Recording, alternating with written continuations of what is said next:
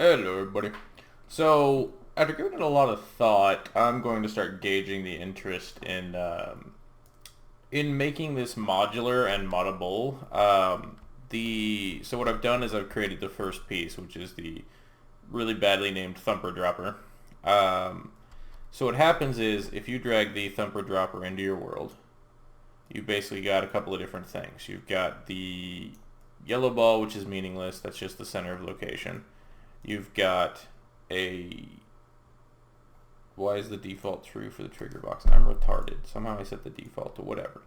So basically there's a bunch of different things on this thumper. And this is basically a template, but it's a script template with multiple pieces. And what this allows you to do is, it's just a box. The white box is,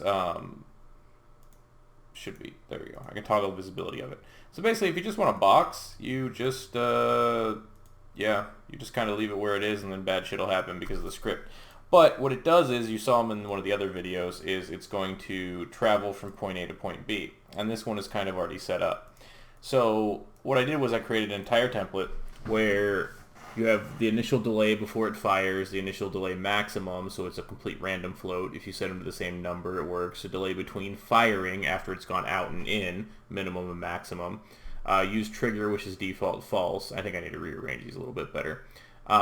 Set to 1 if you only want it to fire once. Is there a way to actually extend these more because I'm retarded? There we go. Set to 1 if you only want to fire once. It's good for triggers. Set 1 to fire continuously after a trigger. I can combine these two. I was fucking around. The trigger box scale, that's if you want to use a trigger. So if you want to use a trigger box, what it does is it has a trigger box. But first, the first thing you need to set is the end location. So the end location is where this thumper is going to end. So if we want it to end over here, we just set that end location. If we wanted to just be really stupid with it, and we wanted to, say, have this thumper go X and then Y 200. So now this thing will actually travel at an angle to that. There's no rotation vector change yet. I was debating whether or not to make it a rotation vector because, I mean, theoretically, we could create key points and this thing could travel down a wall like a rolling ball, but we could do that with the ball instead of this thing. But so initially what this thing does is it's going to fire on load. So if I played from here and I watched it, it's going to... Jesus. There we go. So it's just going to move like that, which is really, really weird and awkward. And if you notice, there's a sound. So all of these are variable components. Like, if you've been modding Skyrim, you've had to deal with scripts and properties, etc. Now imagine if you had a template set up like this for everything trap-wise. So the idea, I know I've been rambling like back and forth because I'm really bad at explaining shit. But, so imagine you had your dungeon tile sets just like Skyrim, just like Fallout. So you could make an entire dungeon. And then you had 50 to 100 of these different trap scenarios to actually build through your dungeon and have different ways to kill you. Like this one right now, all it does is push you, right? Now imagine if you put spikes on one side of it, if you put spikes on two sides of it, if you put spikes on three sides of it. These are all variable components I can add to this one template. I'm probably going to put spikes on just the front of it, just on one side of it, because realistically it's a square box. It's only going to move in one direction efficiently. You probably put spikes on both sides that would move. But then you could make the spikes insta-kill somebody when they hit them, or you could make this box move people, or you could flip this thing, or make it go up and down and make it used as a platform. It's pretty fucking fun what you can do with just these little templates. So, I mean, and it's also got, like this one over here is using, this one's using a trigger box. So use trigger box default false, which we found out was default true because I'm retarded, and I don't know how to script shit. So if you turn the trigger box on, what's going to happen is when the player walks in, it's going to continuously fire. Unless you want it to not continuously fire. And if you only want it to fire once. This fire once only applies if there's no trigger box. I need to rename it. So set 1 for continuous fire after a trigger. So what happens is now, it's only going to fire once I walk in the trigger with that same delay of randomness. And it should come back, and it shouldn't move again. If it does move again, and we'll cry. And now when I exit the trigger box, and then come back into the trigger box, I'll trigger it to fire again. Maybe. Maybe I'm terrible at this game. Maybe I did next to the trigger box. Oh, it's right there. Well, fuck my life. Apparently, that number did actually matter. Whatever. I'm bad at explaining. So sound on extension, sound on retraction, sound delay time for impact. So in case you have this traveling farther, you can change this time as a float. Sound delay time for retraction. When you pull it back, you can make your own custom sound and bring it in. Or use sounds that are already there, like the explosion cue that sounds to work. Now this is cool. I made it so you can toggle the visibility piece. So that visibility piece is just kind of showing you the end impact point of where that sucker is going. It never shows up in game. Even if that's there, it doesn't show up in game like you saw with the other one. But I mean, that's, yeah. So, I mean, it's a lot of shit. Trigger box offset. So if you turn the trigger box on, you can actually offset the trigger box too. So you could make it so that trigger box triggers it to fire forever when you walk inside of it just the once. And bam, bam, bam, bam, bam. So you could just set off an entire chain of events to wait for the trigger box to call on shit. This is just a simple template. I was just testing it out to see how easy it would be to make, which this might scare some people because, well, this is going to even scare people who use Unreal because I script like a fucking idiot. But this is the scripting template for it, which is actually quite easy to do. With all the conditions variables set up, the constructions kit is very simple for the startup. This is just picks the location, sets those boxes on and off. The object and the viewport's really compact because they're all one piece. It's just testing it out. But this type of a template, now the cool thing about this is that people that know what they're doing or people who really want to get into it, I'm going to clean this up a hell of a lot. It's actually pretty compact in where everything is, and I just need to section it off and note it, which is you can actually do by doing this and then create comment from section. So then you can actually comment and say, I don't know what this does because I'm terrible. There we go. So you can do that, and then you can just delete your comments when you want to, and it's kind of cool. And then if you move your comment, it'll drag everything with it, so you can actually like move shit into things and then move your boxes around, so it tells what you're doing where and whatnot. And I got a lot of redundancies. Oh, fucking yawn. So I mean, that's really about it. It's just telling the thing to move back and forth and then firing a whole shit ton of conditionals, getting locations of different references. It's not that hard. We can do traps that say, you know, like I had up here, these things firing fireballs. Well, we could have like a skull that fires the fireballs. You could have anything that fires the fireballs. You can fill them in as variables that then the thing will create when you build it. So I could actually create, you know, you could have like 8 different skulls that you have, and you want one of them, you want a different one each time to look different to fire the fireballs. You could use the same template and then fill in the properties over here. Like you have a drop-down box, and you can just type in what you want the asset to be, and you can fill it in. It's actually pretty fun. I don't know what the reaction would be from people. Like I imagine I think it would be really fun to just make dungeons to kill people. Like I want to make the dungeons doable.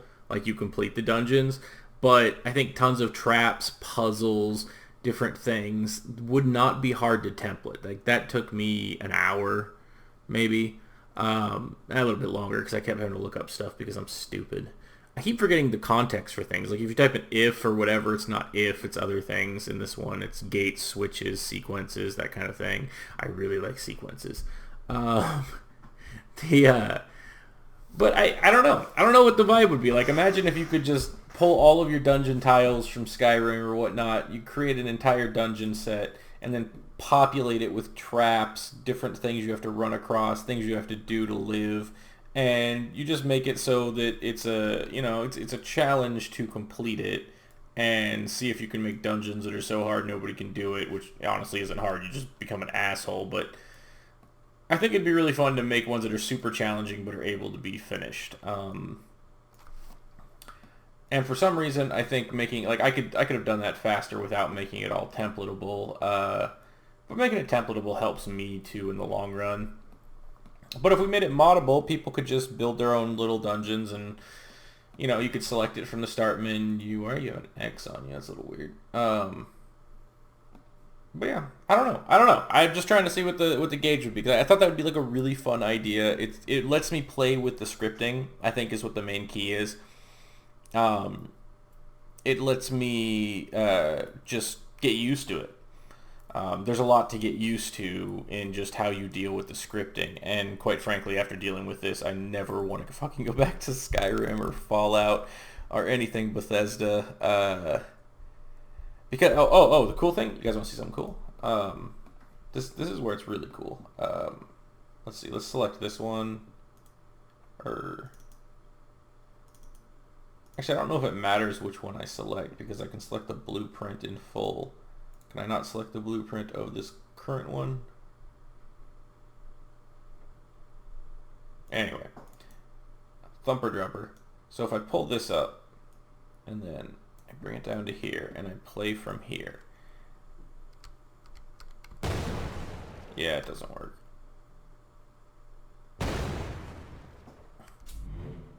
How the fuck was did I have to have it selected when it goes?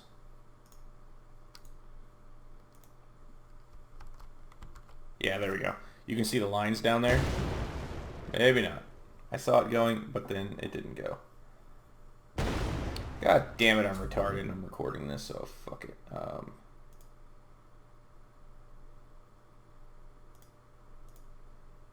There we go. Will that do it? There we go. Okay, now you can see it. See the lines? That's where it's moving. And then it fires up there. It checks for the thing. Fires back. Comes back around. Fires. And that's it playing out the graph. You can actually visually see it. And if it was, organized not like a complete moron, you would actually be able to see your events firing in sequential order and where they're at. And if you zoom in on them, there's actually... let me see my tab in here. There's actually arrows.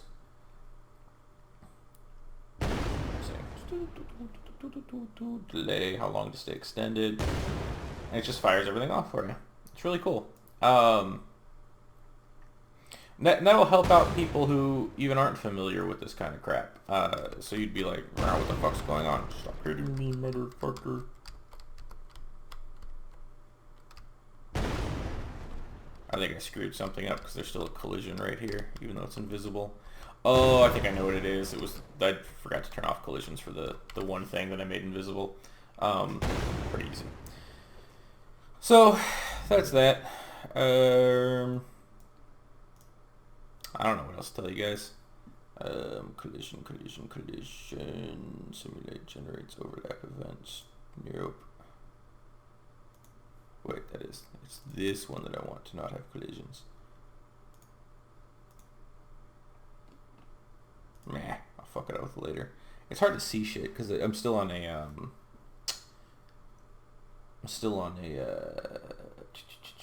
4K monitor, so I can't zoom in more than this, and that's kind of what I see when I see shit. But yeah, if you still made it this far and you haven't wanted to shoot yourself because I'm rambling and my brain's not, I got like 3 hours of sleep. I keep waking up and then having stupid ideas of shit to do or try.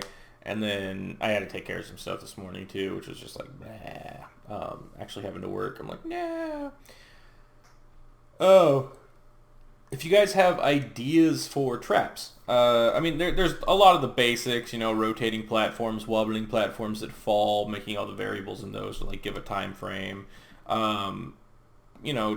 Spike traps, shit that extends from the floor, the normal traps from Skyrim, pressure plate traps, like we could even make these trigger off of pressure plates if we wanted to, stuff like that. I think people who are in any way familiar with just basic scripting in Skyrim will pick up on this really, really easily. And I'd be there to help. I think it'd be kind of fun.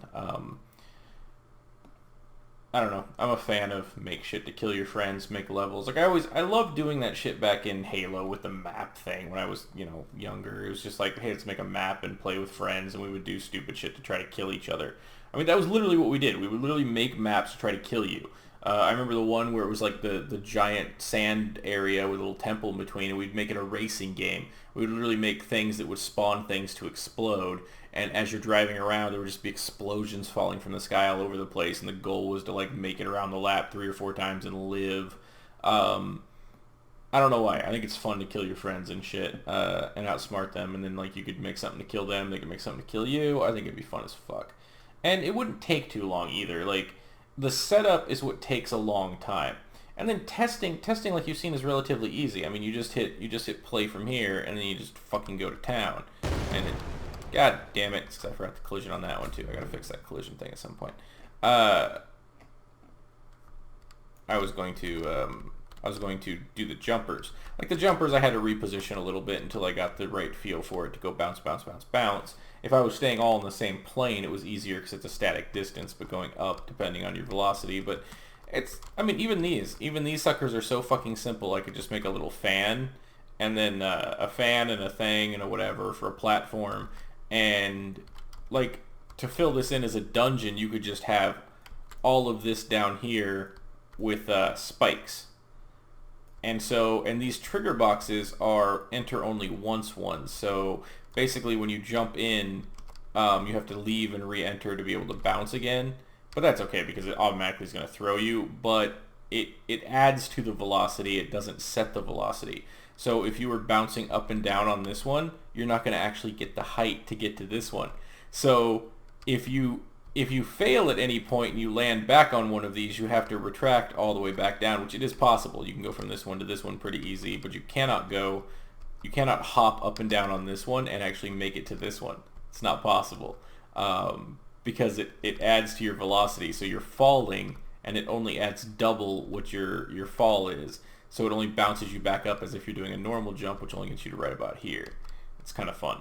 The physics are fun. The shit's fun. I don't know. I have fun making puzzles, and I think that taking, a couple of weeks just getting used to the scripting and trying to make shit that doesn't always look like this would be good for me. And I think it would, speed along making a game because we'd have all these different trap setups, and different people can create different levels with the tile sets in completely different ways than other people imagine. That's one of the things that always blows my mind about modding Skyrim, Fallout, etc. is that when I get people to make dungeons and levels, the designs that come out are so complete. I mean, Mole Ball's Inferno, for an example. We're all working on the same thing, and then not a single level comes out feeling like the other levels. None. Everything had their own flair because every person who mods sees things in a whole different light. Like, I see these tile sets, and if you notice something that I noticed about myself too that's really funny, and that I modified a little bit at the end, is that I automatically went Super Mario Brothers with it. I went linear platformer when I thought a puzzle game like this, which was kind of fun. But I realized I was doing it when I got all the way down here, because I even was starting with these. Like, I actually had 5 of them lined up straight to do like a puzzle jumping thing.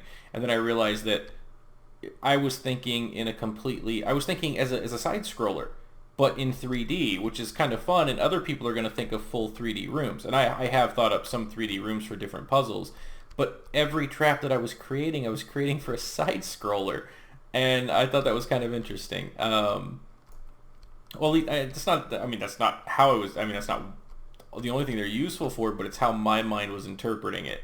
And you could easily do like entire spiral rooms with tons of different things, like huge circle rooms. Like, you could do tons of stuff. I'm gonna look into swapping gravity or doing a gravity lock on something, which would be really fun. Like, say you jumped on this and it was rotating, instead of rotating in a circle this way, in a circle, it was rotating down and around, but you locked the gravity to it. So the moment you jumped on it, your gravity lock changed, and when you jump off of it, I can keep that gravity lock for like a second, and so that way you could like jump down to something. I think that'd be kind of cool. And it'd also be freaky, like, because your camera's gonna move with you, and you're just like, where? I don't know. There's a lot of fun things to fucking think about and do. So any input you guys want to see, tile sets, traps, that kind of thing.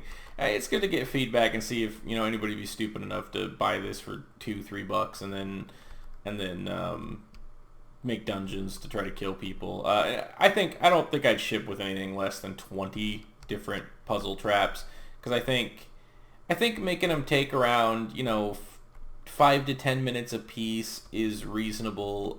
You get a couple hours of, well, you probably get a lot more than that, like 5 minutes if you execute it perfectly, which means you'll be in there for like 15 to 20 for some of them. And I think if I get a few people that just have fun making the dungeons with me, and if we make money off of this, I could throw them some money afterwards. Like once I've got all the tile sets done, I think we could probably ship with a whole ton of dungeons. I think it would be really, it'd be interesting to test it's basically just a thinking and reflex speed. Well, mine are now just reflex speed. With the variables that I inputted into these, because you can set the delays, you can literally, if you set the min and the maximum to the same, that's the exact delay. So you could, with these thumpers, you could create entire like musical chains, and then you have to solve it based on the music it's playing. Like imagine if the thumpers were playing Mary Had a Little Lamb and back and forth, like, and you had to like fucking run through it based on that. It's just there's some fun shit you can do. Being able to actually be under the hood is kind of fun. It's exciting. It's only been a couple of days, and mostly treating it as a learning experience, which is why I think doing this would be fun. I'll probably go through with it, whether, I mean, there's a ton of hype or not. I mean, if I sell 30 copies and make $90, I'm still making more than if I'm modding. If I sell 1,000 copies and make $3,000, I can put it all into the next game for the most part. Pay Blue what he's worth, so 37 cents for elephant jizz shit. Sorry, Blue. I love you, man. I'm just fucking with you. We gotta get a lot more textures though, because I'm just plastering random textures on things for lulz. I don't know. I think it'd be a blast. I think it'd be something fun.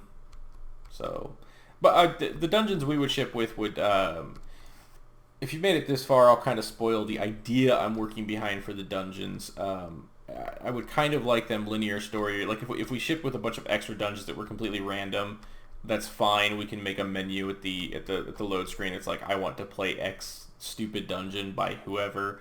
And we can even rate them and give you a difficulty setting of what we think their difficulty level is. Like, easy, beginner, moderate, intermediate, hard, what the fuck, and oh hell no. We should have highlights for anybody who can beat oh hell no levels. The story. The story is the story elements I'm thinking of behind. Actually, you know what? I'm not gonna tell you guys. Fuck it. I'm gonna wait. I'm gonna flesh this out a little bit more. It's actually really, I think it's really interesting, and it doesn't make you, when you're doing the story quest and we're ramping up the difficulty on you, the way that I'm thinking about doing it makes it so you don't get shit on for dying. Like when you die, there'll actually be something to that progresses a story and tells you shit. So it actually behooves me to make the puzzles make you die at some points, and then you get story progression from that in a way. That's about all I'll tell you guys. But it's kind of fun. It's kind of easy, and it gets tons and tons of people involved if I can get it to work. If it fleshes out and it sounds like a good idea, I'll probably do another video in a couple days once we've hashed it out a little bit more to get more feedback on that. But I think the really cool thing about the idea that I have is that it allows me to pull in tons of voice actors and tell tons of different stories in different ways, and make it so that it's different per person who plays, and that way it adds replay value and doesn't make you feel terrible about dying. Because the one thing that I did hate, like I love Dark Souls, I love the way the game's put together, I love the way the graphics, the level design, I even love the way the game is set up and the way the game is programmed and everything. It's beautiful. But I hate the fucking game because I'm a pussy and I hate fucking dying and then like just getting punished for it and getting punished for nothing. So if I chuck you off a cliff with a random trap that you didn't see initially because the indicator was unknown to you and then you know it, I want to leave something. I want to leave a carrot. I don't just want to beat your ass with a stick repeatedly. I think the carrot in the story is like Dark Souls. I know obviously had a the carrot is learning and overcoming the challenge. But I think if there was more to it, it wouldn't have lost me as much. It wouldn't have pissed me off. I don't know. I'm that pussy that put Witcher on and put it on like normal just to do the story. Witcher's story is incredibly rich and very, very well done. So if I can hold a candle to that in any respect, like that somebody's pissed on, I'll still be happy. I don't know how fucking long I've gone on with this, just rambling. So I got a few days to hash things out, and then honestly I'll probably just be making. And the cool thing is that, you know, you guys saw this thing is composed of a bunch of different pieces right now, right? It's retarded, right? So I can basically now go to 3D modeler, go to blue, and be like, I want a cinder block that's like this, and then 10 different textures for it, right? So say we create the same block, and then we can create a bunch of different textures. We can have a steel one, we can have one made out of bricks, we can have one made out of a rock, we can have one, you know, or we can just create a few different pieces in size, and we can plug them all into this blueprint.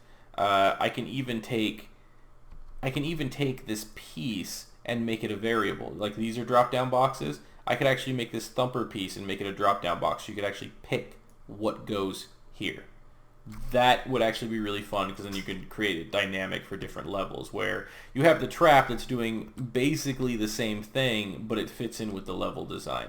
And I can do that with most anything. Like, I can, you know, if I make a wall piece that's supposed to have spikes on it that slams into things, I can create the mechanics for it. I can do all the mechanics for it, and then after the mechanics are done, I can be like, hey, I need a wall trap that shoves spikes into people. Here's the piece. Here's what it does. Just like these. You know, I've got a stupid, literally it's just a fucking cylinder. But here's what it does. It bounces you up. Well, let's make it look like there's a turbo fan under there made all old and rusty and shit with a grate, and you jump on the grate and you go, bang, and fucking jump up there. It's kind of a fun workflow. It lets me be creative without actually needing to have assets, and it allows me to not be as sloppy as I normally am. It kind of almost forces my hand to do that, because this sloppiness, anybody seeing this who's, you know, only seeing me for the first time here, this is like the cleanest fucking scripting I've probably ever done. Fucking my shit in Skyrim and Fallout is terrible. I do it for speed. That's all I ever did. I did it for speed of completion, and because I didn't really give a shit about anybody else, and I wasn't getting paid for it, so there's no fucking point in doing. Like, it's functional, but it's messy in terms of orderliness. It's like walking into somebody's house who has their shit thrown all over the place, but they know exactly where everything is. But if you told that person, you know, find my pants and I'll give you $500 when you find it in 3 minutes, that person would never find the person's pants because the house looks like a fucking rat mess. But that person knows where his pants are, so that's all that matters. But in making my own game, if I wanted to make it modular, I need to make it so y'all can find my pants. If that makes sense. I probably need sleep. I will make another video at some point. Let's take it easy, guys.